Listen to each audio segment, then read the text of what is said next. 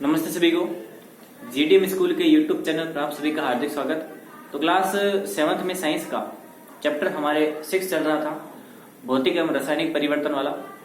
उस पार्ट में हमने जो भौतिक परिवर्तन थे वो हमने पढ़ लिए थे। आज हम बात करेंगे कौन से, रासायनिक परिवर्तन पर आज हम बात करेंगे।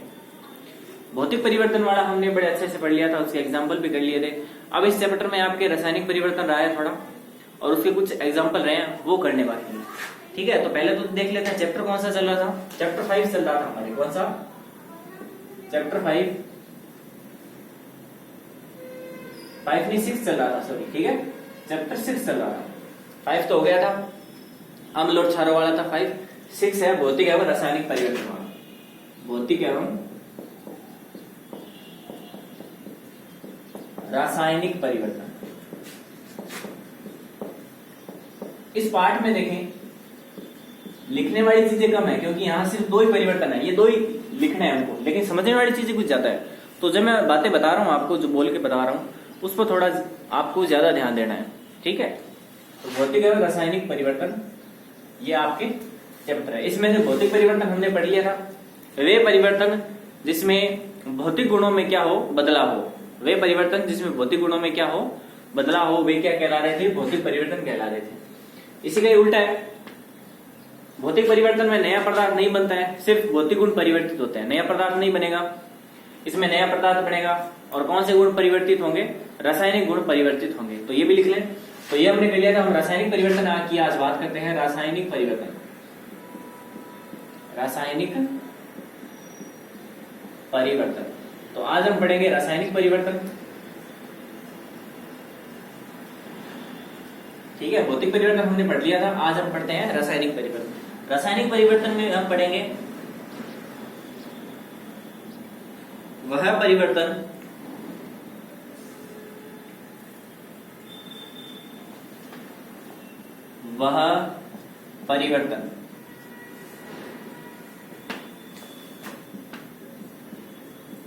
जिसमें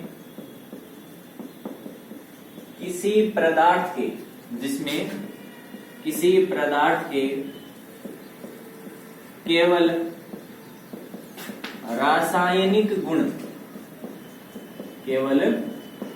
रासायनिक गुण बदलते हैं। केवल रासायनिक गुण बदलते हैं, यानी वे परिवर्तन जिसमें किसी पदार्थ के केवल रासायनिक गुण बदलते हैं। ठीक है, तो वे परिवर्तन जिसमें केवल रासायनिक गुण बदलते हैं वह रासायनिक परिवर्तन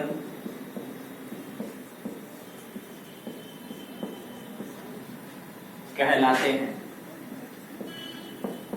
रासायनिक परिवर्तन कहलाते हैं। तो वह परिवर्तन जिसमें किसी पदार्थ के केवल रासायनिक गुण बदलते हैं वह रासायनिक परिवर्तन कहलाते हैं।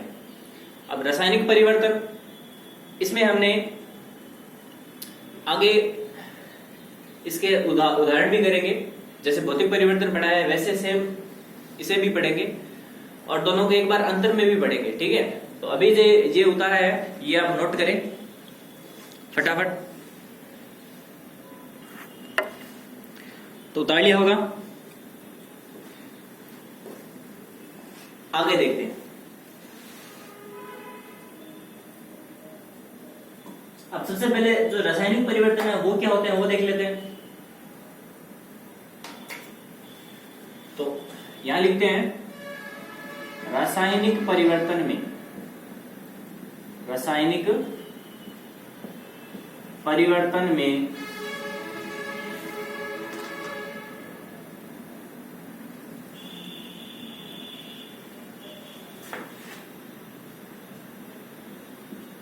नया पदार्थ बनता है।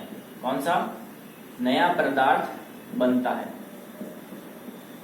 तो सबसे पहला तो परिवर्तन क्या होगा, रासायनिक परिवर्तन में पदार्थ ही नया बन जाएगा। जैसे मैंने पिछली क्लास में आपको बताया था, हम लकड़ी को जलाते हैं तो लकड़ी किस में बदल जाती है, कोयले में बदल जाती है। तो लकड़ी का कौन सा पदार्थ बन गया, कोयला बन गया। तो लकड़ी का जो कोयला बन जाता है वो नया पदार्थ हो गया। ठीक है, तो रासायनिक परिवर्तन वह परिवर्तन जिसमें किसी पदार्थ के केवल क्या होते हैं, रासायनिक गुण बदलते हैं वे क्या कहलाते हैं? रासायनिक परिवर्तन कहलाते हैं। और रासायनिक परिवर्तन में नया पदार्थ बनता है, भौतिक परिवर्तन में नया पदार्थ नहीं बनता था, तो इसमें क्या बनता है? नया पदार्थ बन जाता है। ठीक है, और एक और लिख लें, रासायनिक परिवर्तन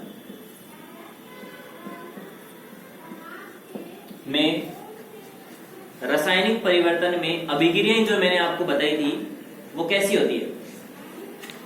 रासायनिक परिवर्तन में अभिक्रियाएं उत्क्रमणीय नहीं होती है। हमने उत्क्रमणीय की बात की थी, उत्क्रमणीय नहीं होती है। उत्क्रमणीय का मतलब मैंने आपको बताया उल्टी होती है। उल्टी का मतलब अभिक्रिया को आप उस काम को आप उल्टा कर सकते हो। जैसे लकड़ी से कोयला बना रहे हो, कोयले से वापस लकड़ी आप बना सकते हो क्या? आप लकड़ी से वापस कोयला नहीं बना सकते। तो नहीं बना सकते इसका मतलब ये उत्क्रमणीय नहीं है। अगर बना सकते तो उत्क्रमणीय होता। ठीक है, तो अब इसके कुछ उदाहरण कर लेते हैं, तब तक आप जल्दी से नोट करें इसको। इसके कुछ उदाहरण हैं वो देख लेते हैं।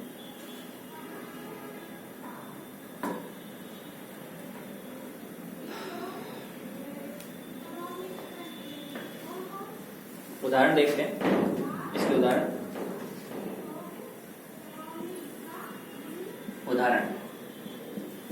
इंपॉर्टेंट है, क्योंकि लगभग जितने भी क्वेश्चन है वो परिभाषाएं बहुत कम पूछते हैं। वो पूछते हैं कि कोई आपको काम दे देंगे, पूछेंगे बताओ रासायनिक परिवर्तन है कि भौतिक परिवर्तन है, ऐसा क्वेश्चन बनता है। ठीक है, तो ऐसा क्वेश्चन बनेगा। देखें, उदाहरण के लिए फलों का पकना, फल जब पक जाते हैं तो वापस आप उसे अब वापस उल्टा नहीं कर सकते। तो फल एक बार पक गए तो पक गए, नया पदार्थ बन जाएगा। लकड़ी का जलना, ये भी क्या है? लकड़ी का जलना भी एक रासायनिक परिवर्तन है। खाना बनाना या खाना पकाना, वो भी क्या है? वो भी एक प्रकार का रासायनिक परिवर्तन है। तो ये कुछ उदाहरण है, ऐसे कई उदाहरण हैं। जैसे लोहे पर जंग लगना है, ये भी आप लिख सकते हो। लोहे पर जंग लगना, तो लोहे पर जंग लगना भी क्या है? लोहे पर जंग लगना भी एक रासायनिक परिवर्तन है। ठीक है,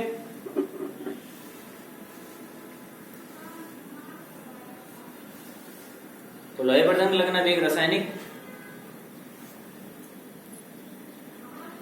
परिवर्तन हो जाएगा। मिटा दें।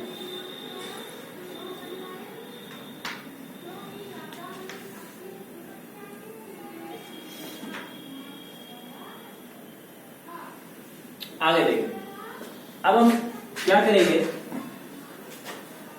पेपर में कभी कभार ये भी क्वेश्चन बन जाता है कि रासायनिक परिवर्तन और भौतिक परिवर्तन में अंतर लिखिए। तो एक बार अंतर की भी बात कर लेने, एक बार आपको पूरा बोर्ड पर दोनों एक साथ समझा देते हैं। ठीक है, वैसे करवाया हो तो है आपको, आप खुद बना सकते हो इसको, क्वेश्चन आएगा खुद लिख सकते हो, लेकिन मैं आपको सारणी के द्वारा आपको समझा देता हूँ। पेपर में आए तो कैसे करना है, क्योंकि ऐसे क्वेश्चन बहुत बनते हैं। देखें, तो आपको क्या करना है? आपको एक पेज को दो भागों में बांटना है। एक तरफ आप लिख लेना भौतिक परिवर्तन, क्या लिख लोगे? भौतिक परिवर्तन, और एक तरफ आप लिख लोगे रासायनिक परिवर्तन।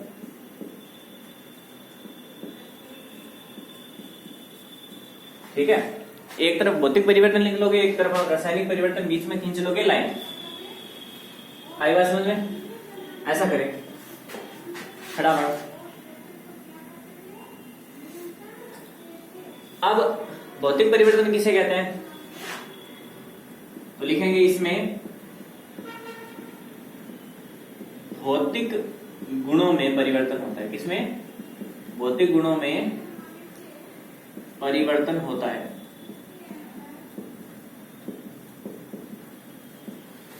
इसका पहला आ जाएगा इसमें रासायनिक परिवर्तन में, इसमें रासायनिक परिवर्तन में या रासायनिक गुणों में से, रासायनिक गुणों में परिवर्तन होता है। तो भौतिक परिवर्तन में भौतिक गुणों में बदलाव आएगा और रासायनिक परिवर्तन में रासायनिक गुणों में बदलाव आएगा। दूसरा हो जाएगा इसमें नया पदार्थ नहीं बनता है, इसमें नया पदार्थ नहीं बनता है। और रासायनिक परिवर्तन में क्या हो जाएगा, इसमें नया पदार्थ बनता है, इसमें नया पदार्थ बनता है, नया पदार्थ क्या होगा, बनता है। ठीक है, तो इसमें रासायनिक जो भौतिक गुण है उसमें तो नया पदार्थ नहीं बनेगा, जैसा पदार्थ पहले था वैसा भी बाद में रहेगा, परिवर्तन होने के बाद में भी, बदलाव होने के बाद में भी। लेकिन जो ये आपके रासायनिक परिवर्तन है इसमें क्या होगा, रासायनिक परिवर्तन में बदलाव होगा, यानी नया पदार्थ बनेगा। ठीक है, आई बात समझ में। अगर तीसरा देखें, भौतिक परिवर्तन उत्क्रमणीय होते हैं। भौतिक परिवर्तन उत्क्रमणीय होते हैं। और इसका तीसरा हो जाएगा रासायनिक परिवर्तन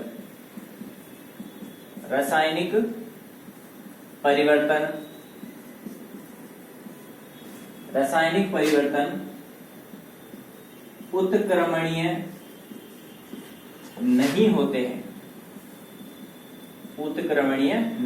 हैं। उत्क्रमणीय मैंने आपको बता दिया था। आप अभिक्रिया को वापस कैसा बना सकते हो, आप अभिक्रिया को वापस उल्टा बना सकते हो। ठीक है, तो आप वापस अभिक्रिया को उल्टा बना सकते हो और एक में आप अभिक्रिया को वापस उल्टा नहीं बना सकते। ठीक है,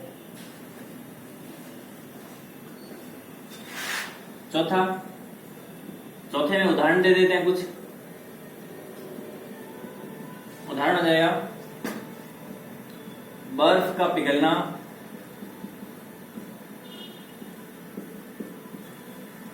कागज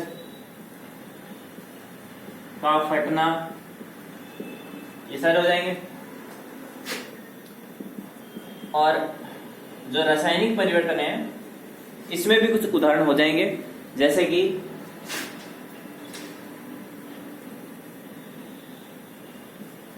इसमें उदाहरण होंगे लकड़ी का जलना,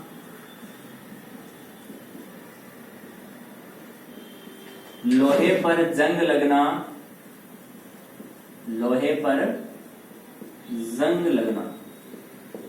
तो इसके ये दो उदाहरण ये हो गए और भौतिक परिवर्तन में दो उदाहरण हो गए।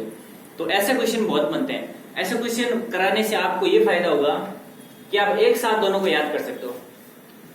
ठीक है, इससे ये जो मैंने बोर्ड पर लिखा है इससे आप अब तक 3 क्वेश्चन आप हल कर सकते हो। कैसे, आपको कोई पूछ ले भौतिक परिवर्तन किसे कहता है, तो ये आप ये इस तरफ वाला लिख दे। आपको कोई पूछे रासायनिक परिवर्तन कह रहे हैं, इस तरफ लिख ले। कोई आपसे पूछे भौतिक गुण और रासायनिक गुण या भौतिक परिवर्तन या रासायनिक परिवर्तन में अंतर बताओ, तो ये तो है ही, फिर अंतर दोनों को बता देना। पहला अंतर, भौतिक परिवर्तन में भौतिक गुण बदलते हैं, रासायनिक परिवर्तन में रासायनिक गुण बदलते हैं। ठीक है, दूसरी बात, इसमें नया पदार्थ नहीं बनता है, रासायनिक परिवर्तन में नया पदार्थ बनता है। ठीक है, तीसरी बात, भौतिक परिवर्तन उत्क्रमणीय होते हैं, यानी वापस उल्टा जो अभिक्रिया है उसको उल्टा कर सकते हैं। जैसे बर्फ का पिघलना, बर्फ अगर एक बार पिघल गई तो वापस बर्फ बन जाएगी क्या, वापस फ्रिज में डालो बन जाएगी। कागज फट गया तो कागज वैसा ही तो है भाई, कागज में नया पदार्थ कहां बना, कागज था, कागज ही रहे। कागज को जलाते ना, अगर यहाँ लिखा है कागज का फटना, अगर मैं कागज को जलाता हूं तो रासायनिक परिवर्तन होगा, मैं मोमबत्ती को जलाता हूं तो रासायनिक परिवर्तन होगा। तो कोई भी जलाने वाला काम हो तो रासायनिक परिवर्तन होगा। तो इसमें भौतिक परिवर्तन में अभिक्रियाएं कैसी होती है, उत्क्रमणीय होती है, लेकिन रासायनिक परिवर्तन में अभिक्रियाएं उत्क्रमणीय नहीं होती है। जैसे कि लकड़ी का जलना, लकड़ी जल गई, कोयला बन गया, राख बन गई, तो वापस आप राख से या कोयले से लकड़ी नहीं बना सकते, ठीक है। या फिर लोहे पर जंग लगी, तो लोहे पर जो जंग लगी वो लोहा खराब कर देगी। अब लोहे का क्या बन गया, लोहे का ऑक्साइड बन गया, खराब हो गई, ठीक है। ऐसा नहीं है कि सर लोहे पर हम रेजमाल रगड़ देंगे, रेजमाल रगड़ने से क्या होगा कि लोहा वापस सही हो जाएगा। हाँ, लेकिन ऊपरी जो परत है वो तो खराब हो गई ना, जो ऊपर वाली परत है उस पर जंग लग जाता है तो वो तो खराब हो गई वापस, वो तो अब नहीं बनेगी वापस दोबारा लोहा। तो ऐसे आप रासायनिक अभिक्रिया और जो रासायनिक परिवर्तन और भौतिक परिवर्तन है इसको बड़े अच्छे से आप इसको समझ सकते हो, ठीक है। तो इसको एक बार उतार लें, उतार लिया होगा। इसको एक बार अच्छे से उतार लें, किसी भी तरह की गलती ना करें। इसको बड़े अच्छे से उतार लें, गलती ना करें, क्योंकि पूरा पाठ यही है। बस आप ऐसा समझो कि पाठ बस इतना ही है, बाकी चीजें तो आपको समझनी पड़ेगी। लिखने वाला, क्वेश्चन बनने वाला बस इतना ही है। या तो परिभाषा पूछ लेंगे, या उदाहरण के पूछ लेंगे, बताओ कौन सा परिवर्तन है, या आपको भौतिक परिवर्तन और रासायनिक परिवर्तन में आपको अंतर पूछ लेंगे, बस इतना ही है पाठ। तो बड़े अच्छे नोट कर लेना एक बार, मैं आपको टाइम दे रहा हूं, थोड़ा नोट कर लें।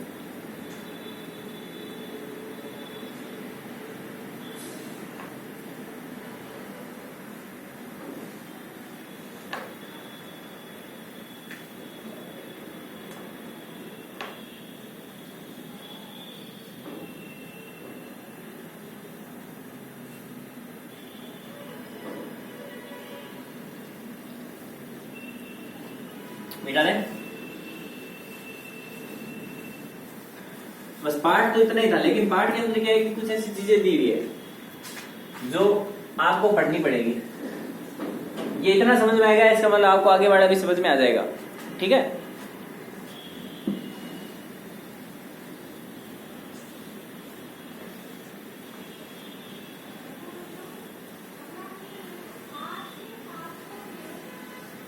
तो देखिए अगला टॉपिक है लोहे पर जंग लगना। तो लोहे पर जंग है वो एक टॉपिक है सेपरेट, उसको अलग से पढ़ना पड़ेगा कि लोहे पर जंग कैसे लगती है। तो टॉपिक अगला डाल देते हैं, आप भी हेडिंग डालें, लोहे पर जंग लगना, लोहे पर जंग लगना।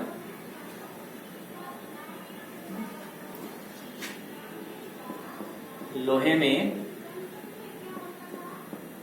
जंग लगना।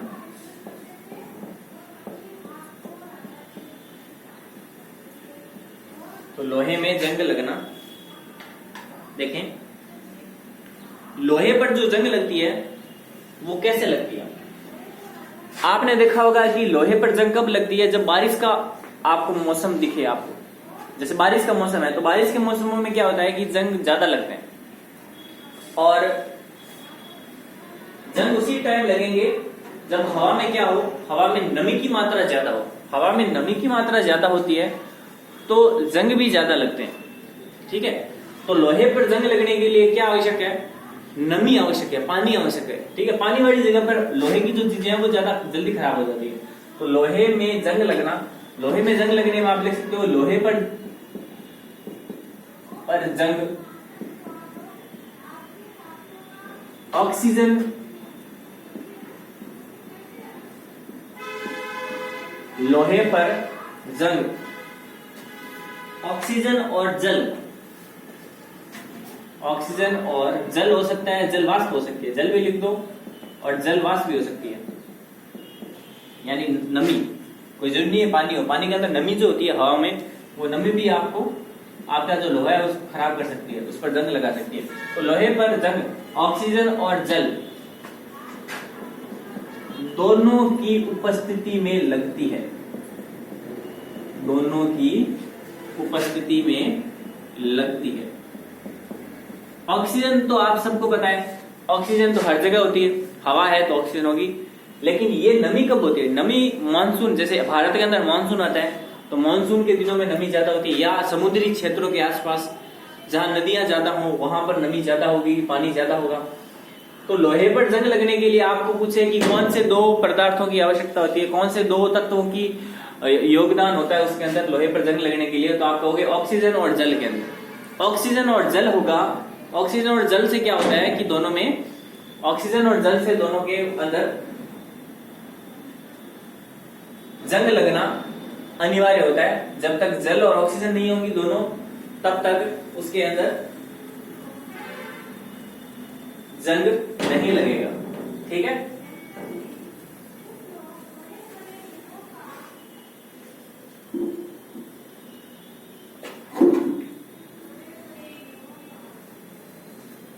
तो जंग लगने के लिए कौन कौन सी जल और ऑक्सीजन की आवश्यकता जरूरी है।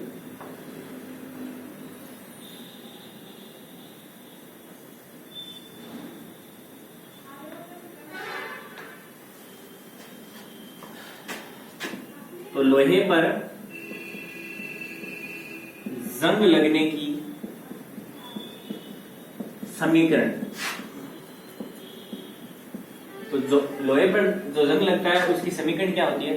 देखो मैंने आपको बताया लोहा, लोहे को लिखते हैं लोहा हो गया,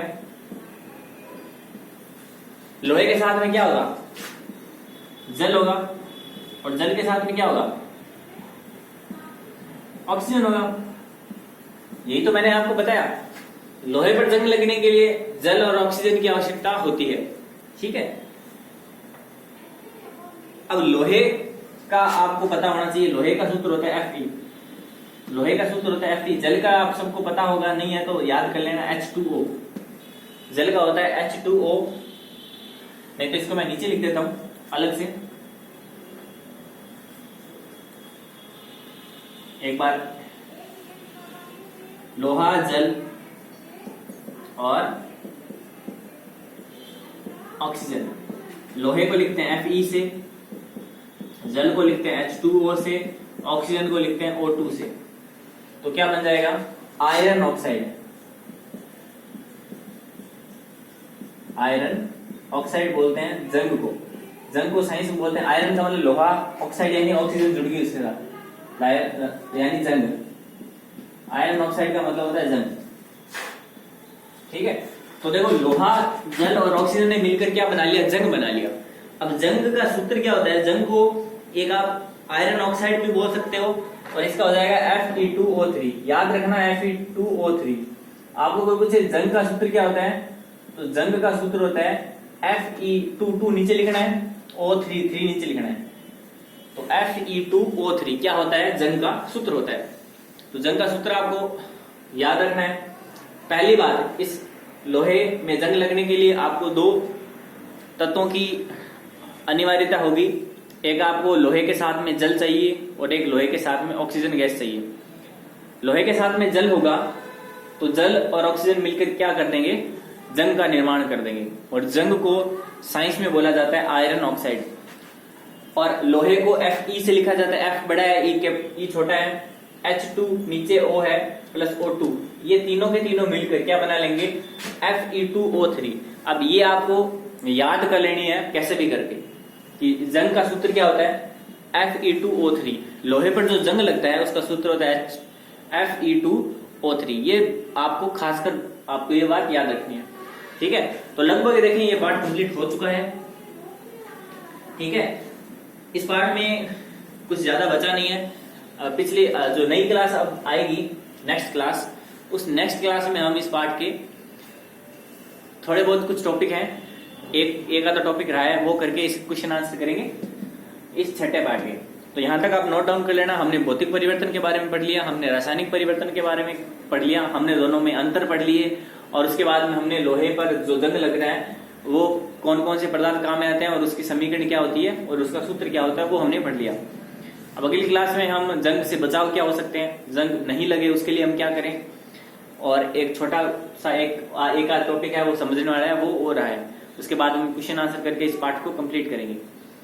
तो आज के लिए बस इतना ही, आपको नोट करना है बड़े अच्छे से, और एक बार इसको याद करना है, एक बार इसको वापस पढ़ लें उतारने के बाद, और बाकी की बातें हैं वो हम अगली क्लास में करेंगे। और तब तक के लिए सभी को धन्यवाद।